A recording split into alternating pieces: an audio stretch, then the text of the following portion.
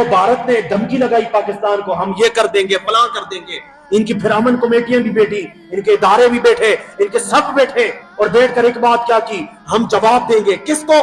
जी भारत ने हमें जी हम पर आवाज उठाई है, हमारे खिलाफ बात की है।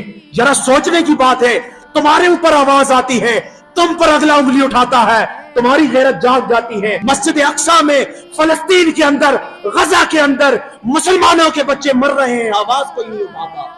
इसलिए कि अपने बच्चे हिफाजत में हैं, अपने बच्चे सुकून में हैं, प्रोटोकॉल है। उधर अक्सा के बच्चों के पास कुछ भी नहीं, लेकिन फिर भी वो मस्जिद अक्सा की हिफाजत के लिए अपने बच्चों की कुर्बानियां पेश कर रहे हैं। वक़्त है आप ही का एक सहारा